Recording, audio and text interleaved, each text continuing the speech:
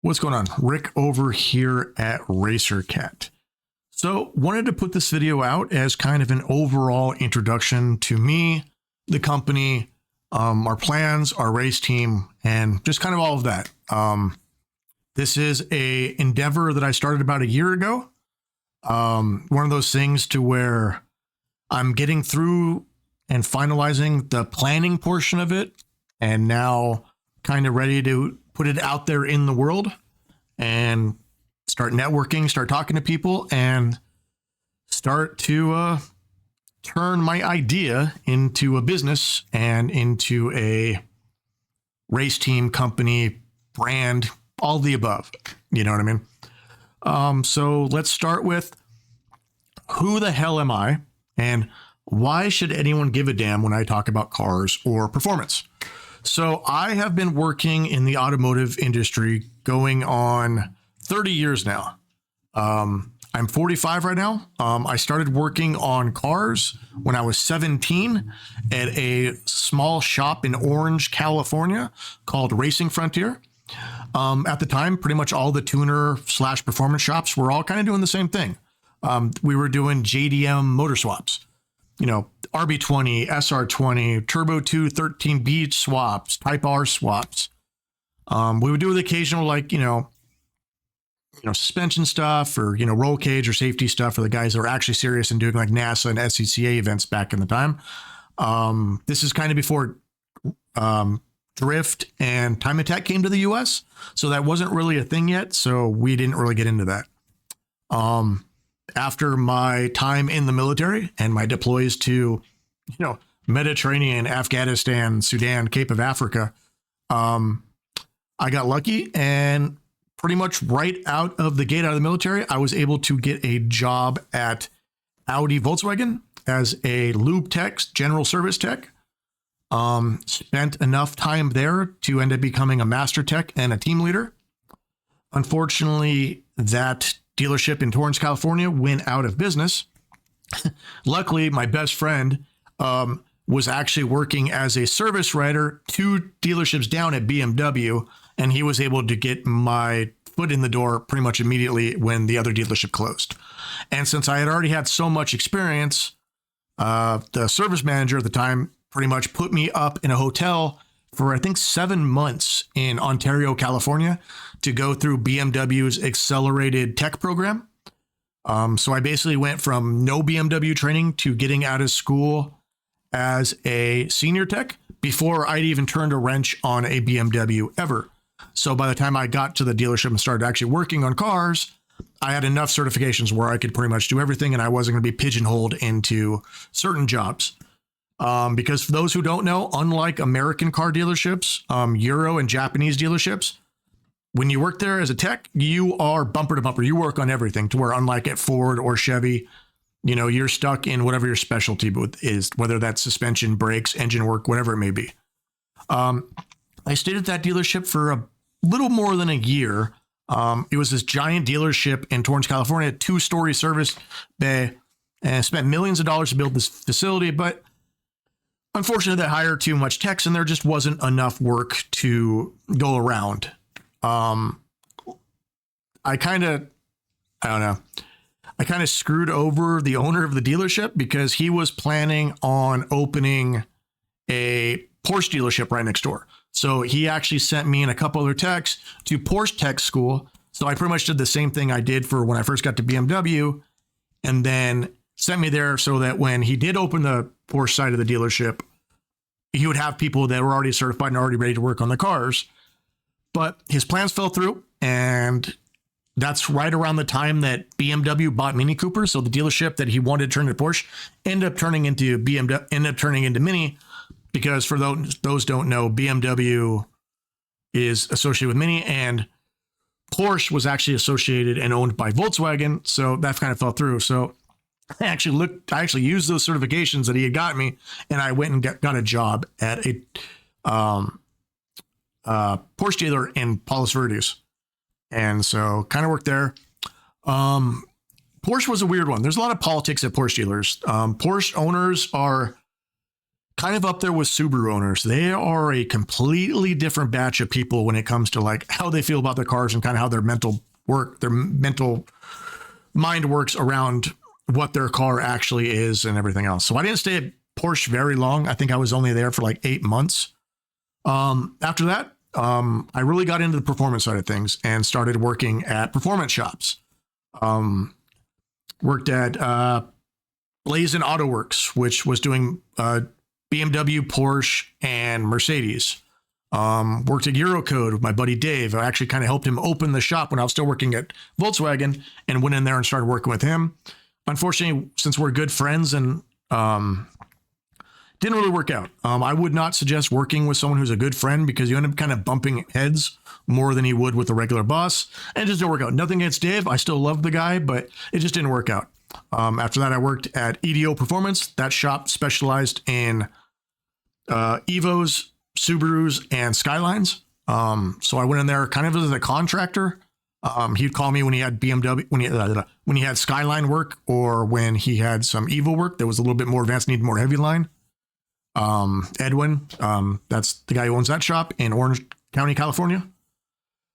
Since then, the last decade or so, I pretty much put down the wrenches and stopped turning wrenches. I've been running shops as a service manager, multiple Goodyear shops, Brake Masters, even a shop out in Arizona, which did windshield calibration for, the lane crossing and, auto braking and self parking, all that kind of crap. Calibrating the cameras that's in the top of your windshield. And for about the last year or so, I kind of put everything on hold, quit everything, and have been on my journey, on my endeavor to build what you're looking at now. So that is who I am and kind of where my background is as far as cars go. And so, that is the me side of things. Okay. So RacerCat. Why RacerCat, and where the hell did it come from, and what are the goals? So originally this was actually supposed to be an endeavor of two different businesses, a car themed cat toy and apparel brand, and then my race team race performance company on the other side. And the plan was to have each company kind of sponsor the other one and support the other one, like the RacerCat, the RacerCat cat brand, would be on the race car, and then the race car stuff would be on the clothing stuff, and, vice versa. But the more I ended up talking to people, networking, and, just kind of getting the name out there and getting the idea out there at, car shows, racing events, anime conventions, pet conventions like CatCon and PetCon and things of that nature, I started to realize that there was a huge overlap between the three communities that I was kind of building these two brands for. Like, a lot of the guys that were in the JDM car scene also had cats and loved cat stuff. A lot of the people at, the cat stuff always also liked cars and thought it was a cool idea. And it was something different. So the cat people liked it.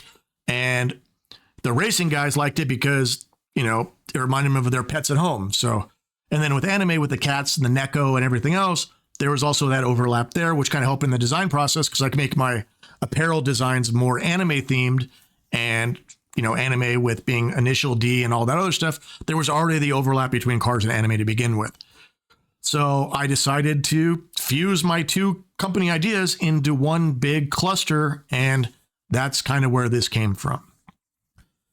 And so, that's kind of where I'm at with that stuff goes. Because I always thought it'd be cool. You see all these cat toys, but, it'd be cool to have a cat toy or a kick toy that was a piston or a camshaft or something like that, or a wheel tire that the cats can play with. And then, cat themed racing stuff you don't really see. So I thought that was cool. So that's kind of where the RacerCat thing came from. As far as plans go for the company for our next 18 months, since, like I said, we're done with the planning stage and the build. Now we're into the building stage. Build this idea into a company, into a brand, etc. So as of the recording today, it is 4th of July, 2026. For the rest of the year, plans are I want to start doing the K1 Adult League for karting and build a team. I want to start doing SCCA events in autocross and time trials. Right now, SCCA is kind of on a hiatus and doing night events. So I'm using this time to build the car and get prepped for that. By the end of the year, I plan on buying a couple more cars. One to run the Grid Life Time Attack series on the West Coast, and build and buy a rally car to do the American Rally West Coast region of stage rally. So for this year, I want to build those cars, and then next year plan on doing a full season of SCCA, every event they got in California and Vegas. I want to do the whole season of Grid Life, or not Grid Life, but Speed Ventures, and the entire season of American Rally Association West Coast region. After that, depending on how that season goes, I do want to expand into other series. Like I want to get into the desert racing and getting into doing the Baja. I want to do the Vegas to Reno race. I want to get into Grid Life, but that one's going to take a little bit more planning since most of those races are on the other side of the country. So I have to figure out transport, and the logistics of it basically. And, what other cars I would want to build for that series. This year, plan on soft launching the brand with some, basic apparel, stickers, basic cat toys, and, just getting the brand and the designs out there to see what sticks and what doesn't stick. And then probably springtime, early spring 2027, do the company full launch. I also want to recruit people for the team.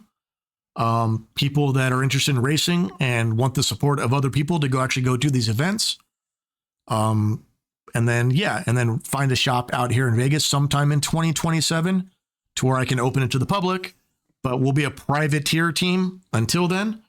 And so if anybody actually wants to join the team or is interested in racing and wants to combine our resources, not money, but like time, knowledge, resource, tools, stuff like that, and supporting people and supporting each other at the track days.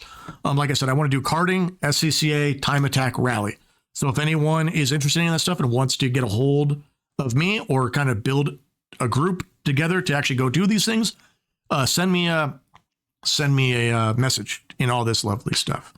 So yeah, that's as far as like plans go. The Lancer, that's what I am building for SCCA for the Las Vegas. Why the Lancer?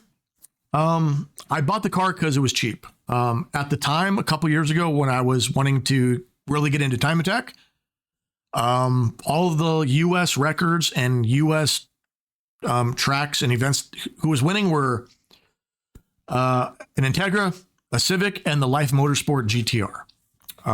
So I wanted to build a front-wheel drive car for myself. I've built front-wheel drive cars for other people, but I've never actually built a front-wheel drive car to race for myself. I've raced plenty of all-wheel drive. I raced plenty of rear-wheel drive, but I've never done a front-wheel drive car, so I want to do one. But at the same time, I didn't want to do a Honda because there's just too many of them in my mind. So I was like, what other front-wheel drive cars do I see that have some potential and I like the way the bodies look? So I was looking at, Nissan Sentras, Volkswagen GTIs, front-wheel drive Audi A4s, and I came across this Lancer. This Lancer had been driven into a river, so I got it for super cheap. The guy thought the car was dead and it smelled really bad inside the car, but I wasn't really worried about the mold damage because I knew I was going to tear it down anyway. So none of the interior would be in there anyway, and I would get rid of the mold regardless. And once I popped a new battery in it and new spark plugs, the car started right up. So got it for super cheap. And then I was like, I don't know much about the 4B11 motor besides for when I was at EDO helping a British company build and develop a methane system for the Evo 10 when it first came out. That was really my only experience with the 4B11 motor. I built plenty of Evos with the 4G63 and 4G64 motors, but never this particular motor. So I got on the forums, try to find people that had more knowledge than me to talk about it and be like, hey, dude, what's the ins and outs of this motor? What's the best way to get performance out of this? Yada, yada, yada. And every single jackass in these forums or in these discussions was, just go buy an Evo. Don't be a pussy. Don't be broke. Go buy an Evo. Blah, blah, blah, blah, blah, blah, blah. And it kind of pissed me off. So I kind of made the decision right there and then that regardless of what series and what type of racing I built this car for, I was going to build it and see what the potential of this car was and how far I could push it. Just pretty much out of spite, like, you know, like a big fuck you to these guys on these forums that didn't really want to give it any help and didn't really want to answer any questions because they're like, their only response was, go buy an Evo, go buy an Evo, go buy an Evo. Don't be a piece of crap, yada, yada, yada. And so that's where the idea for the Lancer came from. As far as where I'm going to build and buy for the other series, I'm not sure. This company itself is going to focus on Japanese performance cars, maybe some Korean cars, just because Korean cars have been coming a long way, especially with the N series with Hyundai and cars like the Kia Stinger and stuff like that. So we may move into Korean cars too, but I'm not quite sure. But as of right now, we are focusing on Japanese cars, but it may turn into, you know, just Asian cars in general. But yeah, that is the story of myself, the company, plans, and just kind of the intro of getting things out there. The next couple months, I'll be posting more videos, doing some build videos, developing some series for these channels. And, you know, I'm going to a lot of events, so I'll do coverage of that. I'm going to start racing in SCCA probably in October, and I'm going to start doing the K1 series for adult karting, most likely in August, because I want to get some practice in for the rest of the year so that I can do a full season next year and actually see where I can end up in the competition of things. So if anyone wants to reach out and wants to get more into racing, let me know. If not, I will be at the SCCA events here in Vegas. And if anyone wants to reach out, please do. If you see me at any car event locally, come up, say hi. I'm at that point where I'd love to be networking and talking to people and kind of bouncing ideas off of people. So let me know, and I will see everyone soon. Thanks a lot. Bye.